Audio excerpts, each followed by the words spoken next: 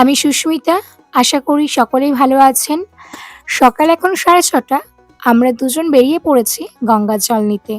খুব বেশি দূর নয়, বাড়ি থেকে যেতে প্রায় 15 মিনিটের মতো সময় লাগে। গুগলে দেখে নিয়েছিলাম আজ জোয়ার কখন। সেই মতো চলে এলাম সাধুর ঘাটে। ভূগোলে পড়েছি ঠিকই, কিন্তু এই প্রথম নিজের চোখে দেখলাম। আজ আকাশটাও ভীষণ পরিষ্কার। পরিষ্কার আকাশ আর পেঁজা তুলোর মতো সাদা মেঘ যেন বলে দিচ্ছে মা আসছেন। এখানেই নীলের বুকে সাদা মেঘের ভেলা, আর মন জুড়ে উৎসবের এক অদ্ভুত ভালো লাগা। ভিমার্টে চলে গিয়েছিলাম একটু শপিং করতে। বাড়ি ফেরার পর দেখলাম বাবা কাতলা মাছের পেটি এনে রেখেছে, তাই আজ বানাবো ফিশ কাটলেট। এখানে 8 পিস কাতলা মাছের পেটি আছে, যেগুলো ভালো করে ধুয়ে নিয়েছি। সঙ্গে 3টি আলু খোসা ছাড়িয়েও নিয়েছি। প্রায় 1 লিটার জল নিয়ে তার মধ্যে সামান্য লবণ আর হলুদ মিশিয়ে নিয়েছি। এর মধ্যে মাছগুলো দিয়ে ভালো করে সেদ্ধ করে নেব। অন্য ওভেনে আলুগুলোও সেদ্ধ হতে দিয়ে দিয়েছি। এই সময় দুটো ওভেনই হাই ফ্লেমে রেখেছি। প্রায় 15 মিনিট পর দেখলাম মাছ আর আলু দুটোই সুন্দরভাবে সেদ্ধ হয়ে গেছে। মাছগুলো তুলে নিয়ে এবার ভালো করে কাটা বেছে নেব, যাতে একটু কাটা না থাকে।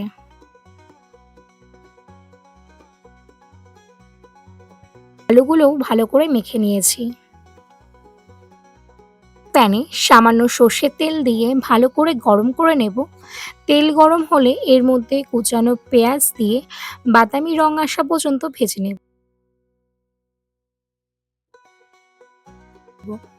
এরপর 1 টেবিল চামচ আদা রসুন বাটা দিয়ে ভালো করে প্রায় 1 মিনিট ভেজে নেব, যাতে আদার কাঁচা গন্ধটা চলে যায়। এবার কাঁচা লঙ্কা কুচি দিয়ে একটু ভেজে নিয়ে এর মধ্যে একে একে দেব হলুদ গুঁড়ো, জিরে গুঁড়ো আর লঙ্কার গুঁড়ো। আমার কাছে ধনে গুঁড়ো ছিল না, আপনারা চাইলে ধনে গুঁড়োও ব্যবহার করতে পারেন। সঙ্গে দিয়েছি সামান্য লবণ। সব কিছু ভালো করে মিশিয়ে কষিয়ে নিতে হবে, যতক্ষণ না মশলা থেকে তেল বেরিয়ে আসে। এই সময় গ্যাসের আঁচটা অবশ্যই মাঝারি রাখবেন। আমি আগে থেকেই কাটা বেছে রাখা মাছের পুর আর সেদ্ধ আলু রেখেছিলাম। এবার সেটা মশলার মধ্যে দিয়ে ভালো করে মিশিয়ে নেব, যাতে মশলাটা সুন্দরভাবে মাছ আর আলুর সঙ্গে মিশে যায়। প্রায় 5 মিনিট ভালো করে মিশিয়ে নেওয়ার পর পুরটা একটা আলাদা পাত্রে তুলে নিয়েছি। এবার নিজের পছন্দ মতো আকার দিয়ে কাটলেটগুলো তৈরি করে নেব। এবার আসল পালা কোটিং করার। আমি দুটো ডিম ফেটিয়ে নিয়েছি একটা বাটিতে, এবং অন্য থালায় ব্রেড ক্রাম্বস নিয়েছি।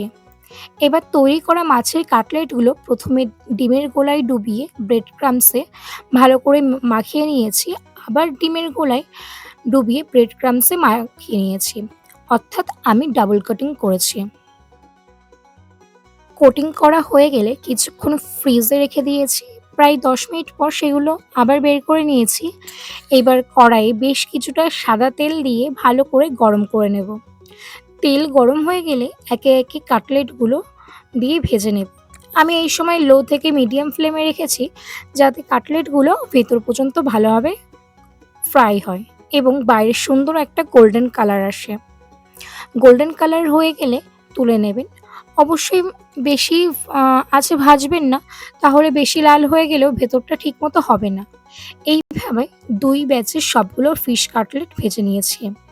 আর ব্যাস তৈরি আমাদের একদম ক্রিসপি ফিশ কাটলেট।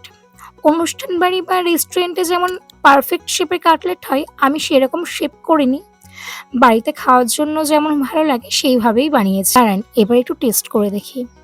দেখতেই পাচ্ছেন বেশ ভালোই ক্রিসপি হয়েছে, আর খেতেও কিন্তু ভীষণ ভালো হয়েছিল। আপনারাও চাইলে বাড়িতে অবশ্যই এই রেসিপিটা ট্রাই করতে পারেন। আজকের ব্লগটি ভালো লাগলে অবশ্যই লাইক, কমেন্ট, শেয়ার এবং সাবস্ক্রাইব করবেন। আজ তাহলে আসি, দেখা হবে নতুন একটি ব্লগে। ভালো থাকবেন, সুস্থ থাকবেন। টাটা।